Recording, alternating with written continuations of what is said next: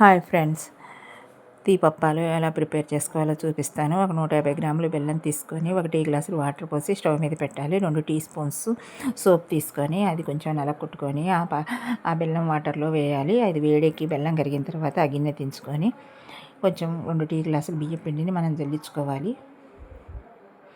ఇక జల్లించిన బియ్యం పిండిని ఇక తీపి వాటర్లో ఆ బెల్లం వాటర్లో వేసి కలపాలి. ఒక అర టీ గ్లాస్ గోధుమ పిండి కూడా వేస్తే బాగుంటుంది. అర టీ గ్లాసులు గోధుమ పిండి వేసి అలా మొత్తం ముద్ద అయ్యే వరకు కలుపుకోవాలి.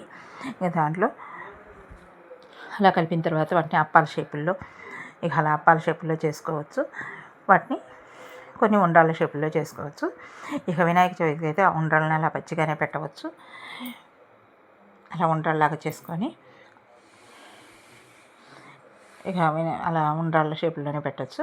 కానీ నేను ఇప్పుడు స్టవ్ మీద ఇవన్నీ అప్పాలని ఈ ఉండ్రాళ్ళని వేయించాను. ఇక ఆయిల్ హీట్ ఎక్కనిచ్చి అవి మొత్తం ఆయిల్లో వేసి వేగనివ్వాలి. కొంచెం మంట స్లో చేసి మనం అవి లోపల పిండి ఉడికేలాగా వేగనివ్వాలి. ఇంకా కొంచెం పిండి ఉడికింది అన్న తర్వాత ఇక కొంచెం మంట హైలో పెట్టి కొంచెం డార్క్ కలర్ వేగనిచ్చి మొత్తం తీయాలి. ఇక తీసిన తర్వాత మనం ఆ అప్పాలని ఎక్కువగా చేసుకున్నట్టయితే వాటిని ఆంజనేయ స్వామికి దండలాగా కూడా కుచ్చి ఆ దేవునికి ప్రసాదంగా కూడా పెట్టవచ్చు. ఆ ఉండ్రాళ్ళని అయితే చక్కగా వినాయక స్వామికి కూడా ఉపయోగించవచ్చు. ఇక అలా చేసుకోవడం వల్ల చాలా టేస్ట్గా ఉంటాయి. నేనైతే సోప్ వేస్ట్ చేశాను. Subscribe please friends.